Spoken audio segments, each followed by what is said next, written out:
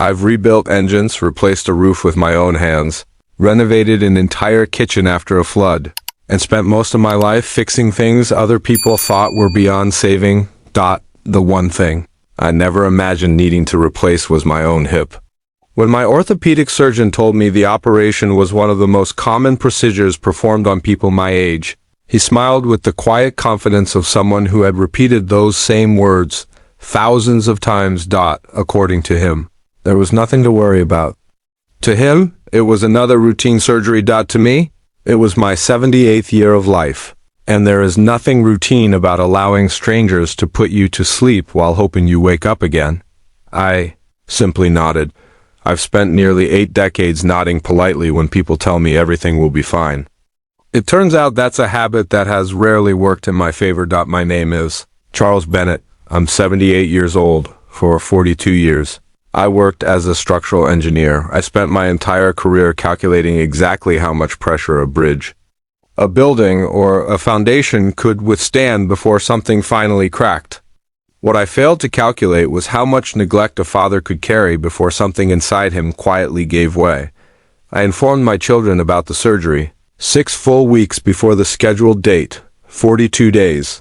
That's enough time to rearrange meetings. Enough time to book a flight. Enough time to ask a neighbor to watch the dog. Enough time for anyone who truly wanted to be present. I had 3 children. 3 opportunities. 3 chances for someone to prove that family still meant what I believed it meant. My oldest son, Daniel, called me one Tuesday evening. The television was blaring behind him. Every few seconds, I could hear commentators shouting over one another, while he answered me with the distracted tone of someone doing 3 things at once. "Don't worry, Dad," he said. "We'll all be there." Then, almost without taking a breath, he casually asked whether I'd ever considered getting my home appraised. He claimed he was only curious because property values around Maple Ridge had gone through the roof lately. He laughed. I laughed too. Neither of us mentioned that the conversation had somehow drifted from my surgery to my house in less than 30 seconds. My daughter Emily sent me a voice message instead of calling. It lasted a little over 4 minutes. I remember because I replayed it several times afterward, not because it comforted me, because I kept waiting for the part where she actually explained when she planned to visit. She apologized repeatedly.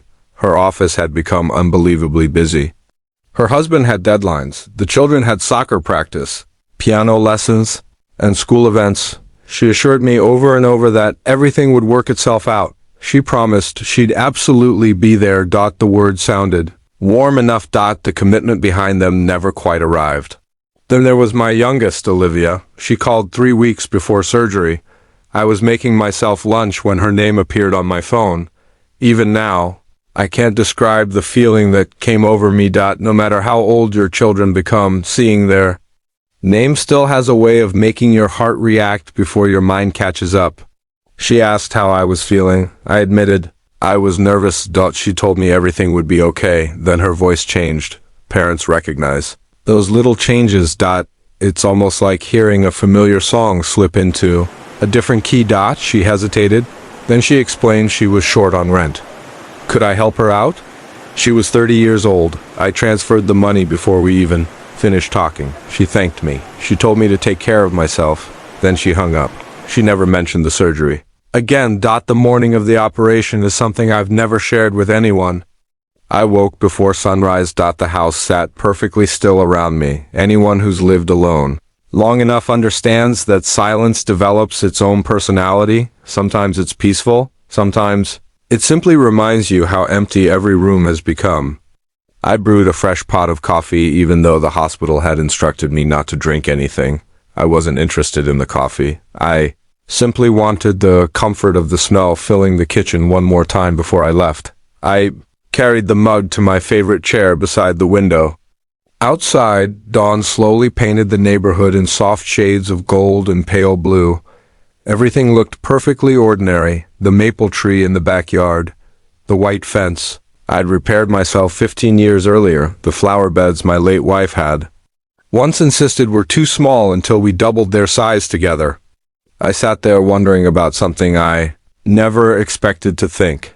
If something happened to me today, if my heart stopped, if there were complications. The final meaningful conversation I'd had with my youngest daughter would have been about sending her money. That thought stayed with me longer than the coffee did. Eventually, I ordered a rideshare to the hospital. No one drove me. No one offered. The young driver chatted cheerfully during the 20-minute trip. He asked whether I was visiting someone. I smiled and said, something like that. Inside the hospital, everything moved with efficient precision.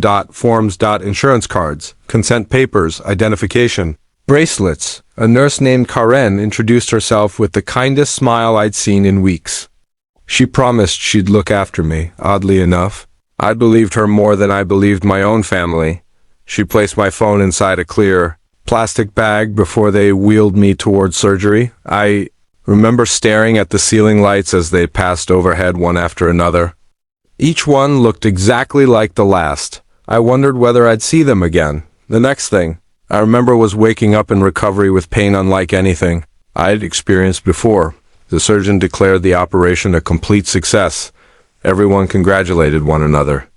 No one mentioned that recovery would become the hardest part. They kept me in the hospital for nearly 2 weeks. The pain wasn't simply physical. There was the humiliation of needing assistance to stand, the embarrassment of learning how to walk again with a metal frame, the frustration of asking strangers to help with the simplest tasks.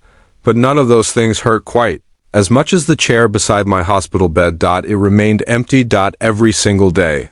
On the second morning after surgery, my phone finally rang. It was Daniel. He asked how I was feeling before quickly telling me he'd been buried in meetings all week. He promised he'd come by as soon as things settled down. Before ending the call, he casually asked whether I'd ever organized my financial records. He said it would probably be smart at my age to make sure everything was easy to find. I told him every document I owned had been labeled, filed, and organized for decades. Old engineers don't lose paperwork. He laughed. Then he said he'd call again soon.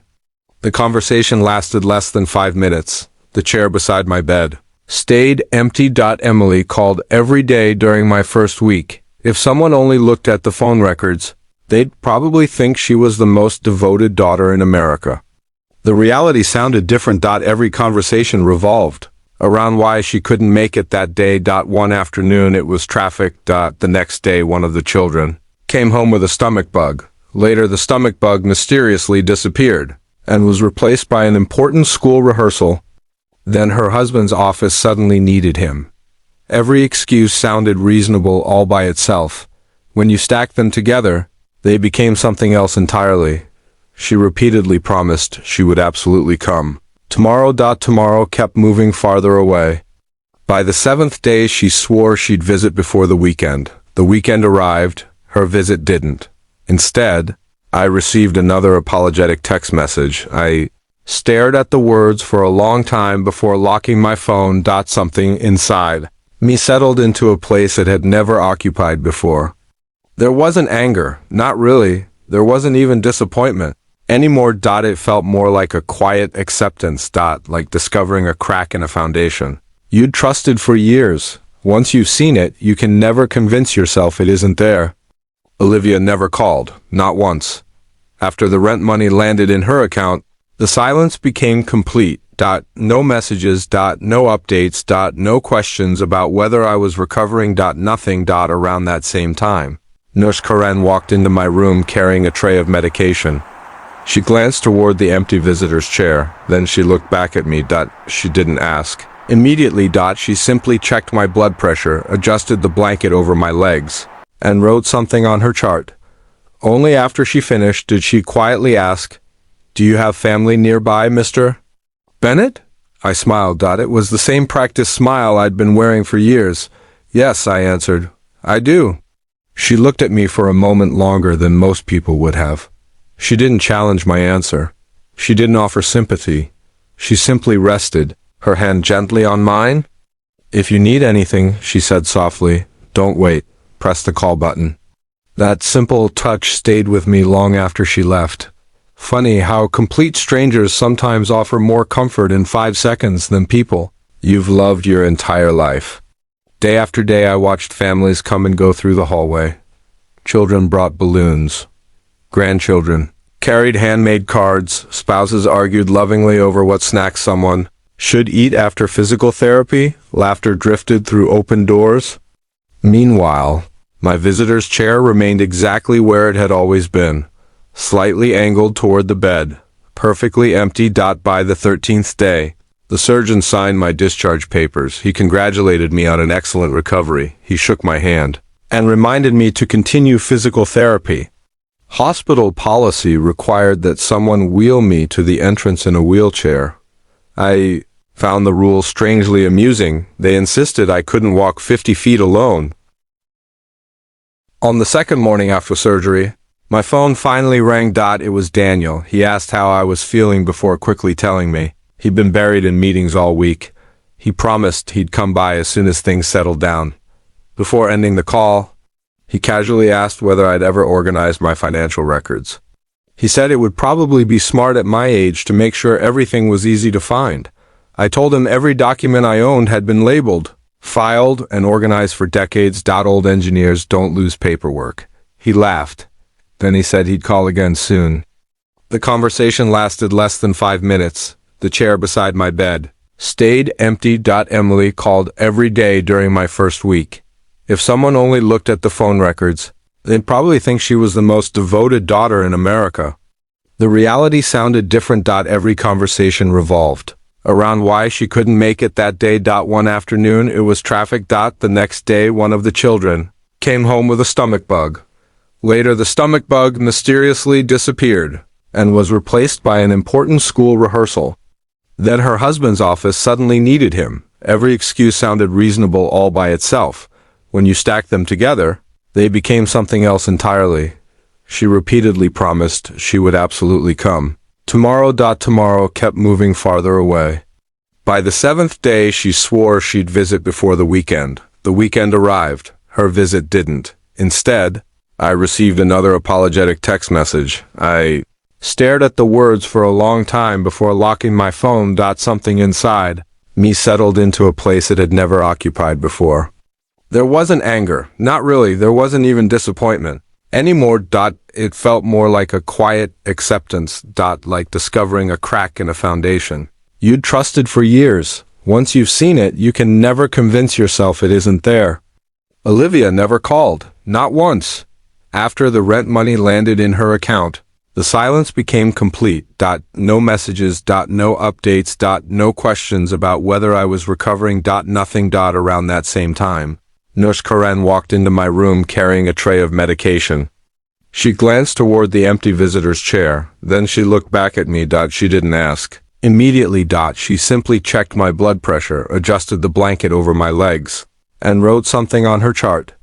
Only after she finished did she quietly ask, "Do you have family nearby, Mr. Bennett?"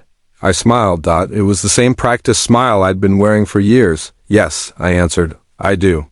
She looked at me for a moment longer than most people would have. She didn't challenge my answer. She didn't offer sympathy. She simply rested, her hand gently on mine.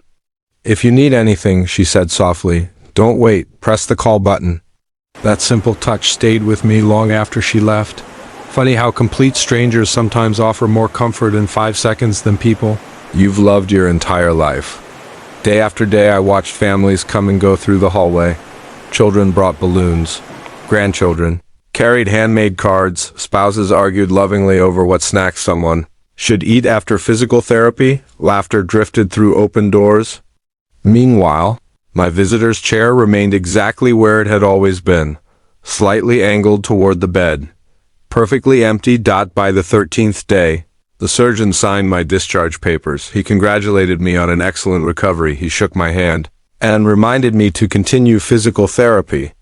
Hospital policy required that someone wheel me to the entrance in a wheelchair. I found the rule strangely amusing. They insisted I couldn't walk 50 feet alone, yet no one seemed concerned that I would be going home completely by myself. Outside, I ordered another rideshare. The driver introduced himself as Marcus. He loaded my small overnight bag into the trunk and asked if everything had gone well. "It was a hospital," I replied. "I suppose it went about as well as hospitals usually do." He chuckled. The rest of the drive passed mostly in silence. When we arrived at my house, he insisted on helping me carry my bag to the front porch. He waited until I unlocked the door before wishing me good luck. Then he drove away.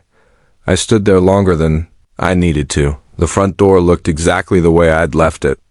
The brass handle I'd polished every spring, the small dent near the bottom where my wife accidentally bumped it. With a planter years ago, the welcome mat faded by countless seasons. I unlocked the door and stepped inside. The house hadn't changed. That realization hit harder than I expected. Nothing had moved. Nothing had been touched. The stack of unopened mail rested exactly where I'd left it. The plant beside the kitchen window drooped from lack of water. Dust had settled across the dining table. No dishes had been washed. No lights had been turned on. No one had entered this house in nearly 2 weeks. That kind of silence carries weight. I slowly walked into the kitchen using my walker. Every movement reminded me that healing wasn't finished.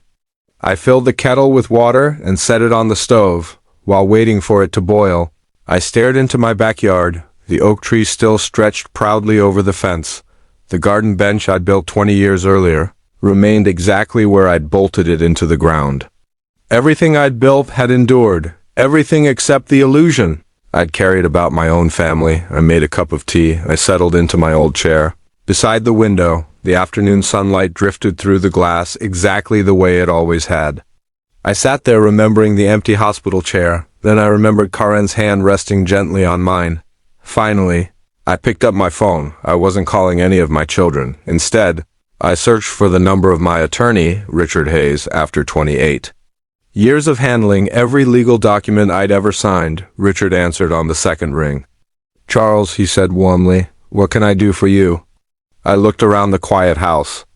I replied calmly, "is finally time to update my plans." Richard Hayes had represented me for nearly 3 decades. He wasn't simply my attorney, he was one of the few people left in my life who understood that careful decisions were never made in moments of anger.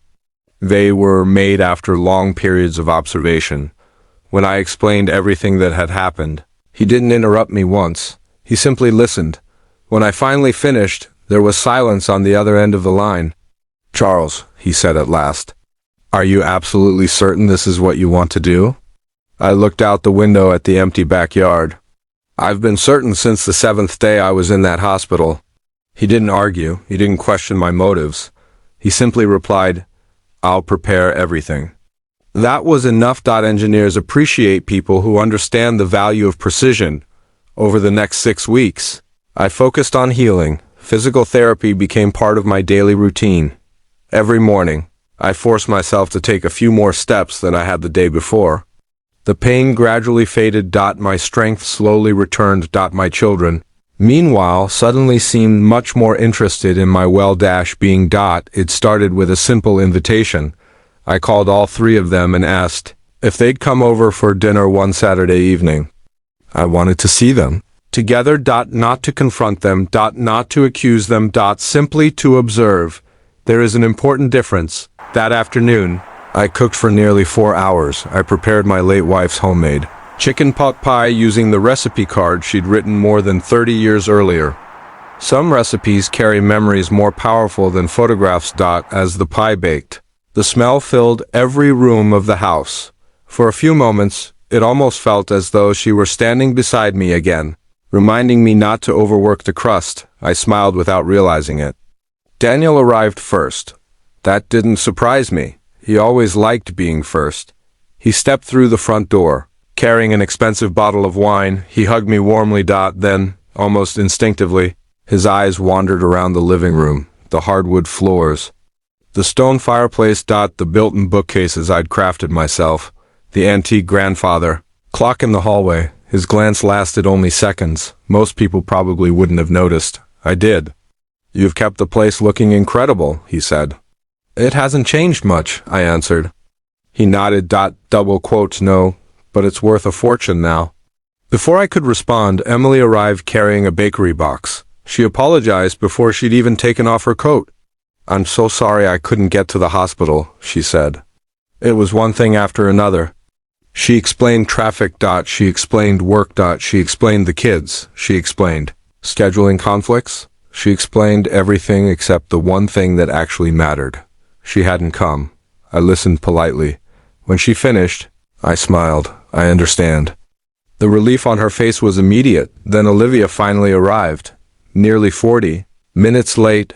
She wandered inside while staring at her phone. She kissed my cheek without looking up. "Something smells amazing," she said. That was the first thing she'd mentioned. Not the surgery, not my recovery. Not the 2 weeks I'd spent alone. Dinner itself was pleasant. We laughed. We shared old family stories. For anyone watching through the dining room window, we probably looked like the perfect family. I watched each of them carefully. Daniel subtly examined every room whenever he thought no one noticed. Emily laughed a little harder than usual at every joke I made. Olivia checked her phone so often I wondered if she even realized she was doing it. About halfway through dinner, I gently laid my fork on my plate. "I've been thinking a lot since the surgery," I said. 3 pairs of eyes turned toward me. "When you reach my age, it's probably wise to make sure your affairs are organized." The atmosphere around the table shifted almost imperceptibly. Daniel leaned forward. Emily folded her hands. Even Olivia looked up from her phone. "I've been meeting with Richard," I continued. "We've been updating my estate plan." Daniel nodded immediately. "That's a smart decision."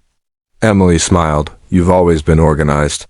Olivia simply asked whether anyone wanted more mashed potatoes. I smiled and passed her the serving bowl. Nothing else needed to be said. The real conversation had already happened. During the following months, something remarkable occurred. Daniel suddenly began calling every Sunday morning. Always at exactly 10 o'clock. Never a minute early, never a minute late. He asked detailed questions about my health. My blood pressure, my physical therapy. My diet. Then, somewhere during each conversation, he casually mentioned real estate. A nearby home had sold. Property taxes might increase. Maybe I should think about downsizing someday. Just practical observations, nothing more. Emily started visiting every Thursday afternoon. She always arrived carrying groceries, not random groceries. My favorite coffee, the bread I preferred. Fresh fruit, soup she knew I enjoyed. She became wonderful company, and strangely enough, that made everything harder. Because sitting across from her, drinking coffee while she genuinely listened to my stories, I couldn't stop wondering where this version of my daughter had been while I was staring at an empty hospital chair. She had always been capable of kindness. She'd simply chosen convenience instead. That realization hurt far more than anger ever could. Even Olivia changed. She began sending random text messages. Simple things. "Hope you're feeling okay. Don't forget your exercises." One afternoon, she even sent me a photograph of a sunset with no explanation whatsoever. It made me laugh. Maybe that was her awkward way of reaching out. Maybe it wasn't. Either way, I answered every message. I welcomed every visit. I never once mentioned the hospital. Not because I'd forgotten, because I no longer needed to. Some lessons don't require speeches. They simply require consequences. Richard already had the paperwork. Everything else was merely waiting for time to catch up. 5 months passed before spring finally settled over the neighborhood. The dogwood trees lining the streets burst into bloom. The air carried that familiar scent of fresh-cut grass and damp earth that always reminded me another season had quietly arrived. My hip felt stronger than it had in years. Every morning, I walked 2 miles through the park before most people had finished breakfast. Ironically, the surgery that frightened me most had improved my body. It was everything surrounding the surgery that had permanently changed my heart. One Monday morning, I mailed a donation to the hospital foundation. It wasn't a large fortune. It didn't need to be. I directed the gift toward their patient support program. The note attached requested that it be made in honor of Nurse Karen. She would probably never know. That didn't matter. Kindness doesn't require recognition to be worthwhile. A week later, Richard called. "The documents are finalized," he said. "Everything is signed exactly as you requested." I thanked him. That conversation lasted less than 3 minutes. Some decisions don't require lengthy discussions once they've been made. Over the following weeks, my children's attention toward me continued to grow. Daniel never missed a Sunday call. Emily never skipped a Thursday visit. Olivia invited me to lunch twice. She even asked about my career. That surprised me more than anything else. One Saturday morning, we met at a small diner she'd chosen. For nearly 2 hours, we talked about subjects we'd somehow avoided for decades. She asked what it was actually like designing bridges. She wanted to know which project had made me the proudest. She laughed when I described spending entire nights calculating stress loads by hand before computers could do the work. Then she grew quiet. She wrapped both hands around her coffee mug. "I'm sorry I wasn't there," she finally whispered. "The hospital. I've been trying to figure out how to say that." I looked at my youngest daughter. For the first time in a very long while, she wasn't asking me for anything. She simply looked ashamed. "I know," I answered gently. Those 2 words carried everything they needed to carry. I didn't tell her it was fine because it wasn't. I didn't tell her not to feel guilty because some guilt teaches valuable lessons. Instead, we continued talking about books, about travel, about life. For the first time in years, it felt less like a father supporting his child and more like 2 adults learning who each other really were. When I drove home that afternoon, I realized something important: forgiveness and consequences are not the same thing. You can forgive someone completely. That doesn't erase the results of their choices. April slowly turned into May. The rose bush beside my back fence bloomed exactly as they had every spring since my wife planted them. They asked nothing from anyone. They simply kept growing. I admired that. One Thursday, Emily arrived wearing a bright blue sweater my wife had always complimented. She brought homemade banana bread. Instead of groceries, we sat on the porch drinking coffee while she talked about the grandchildren. Halfway through the conversation, she suddenly stopped. "Dad?" "Yes?" "I know I've been trying harder lately." I looked at her. "I've noticed. I hope you know it's because I love you." I smiled. I've never doubted that. Her eyes watered slightly. Mine probably did too. Love had never been the problem. Priorities had been. Sunday morning arrived as predictably as ever. At exactly 10 o'clock. Daniel called. He asked about my walks. My blood pressure, whether I'd been keeping up with my exercises. Then, almost like clockwork, he mentioned another home sale nearby. "This neighborhood keeps getting more valuable," he observed casually. "You've done really well holding on to that house." "I've been fortunate," I replied. "You've always planned ahead?" he continued. "I guess that's the engineer in you." I smiled even though he couldn't see it. Old habits. When we hung up, I stood by the living room window watching sunlight spill across the hardwood floors. Every board beneath my feet had been installed by my own hands. Every repair inside these walls carried a memory. Every room told part of the story of my life. Richard now held a sealed envelope inside my estate file. Inside that envelope rested a handwritten letter addressed to my 3 children. I had spent nearly an hour choosing every word. Not because I wanted revenge, because I wanted clarity. The letter explained exactly what had happened. The surgery. The 13 days. The empty chair. The rides home. The silent house waiting for me. It explained that my decisions had not been born from anger. They had been built from observation. Just as every structure I'd ever designed had been built upon measurable facts instead of emotion, the majority of my estate would now benefit organizations that cared for people who often faced hardship alone. A veterans charity, a scholarship fund for future engineers, a children's hospital. The house itself would eventually be sold, with every dollar divided exactly according to those instructions. I ended the letter with the simplest sentence I could write. I loved you every single day of my life. Because that part had never changed. Not once. Love remained. Only the paperwork had changed.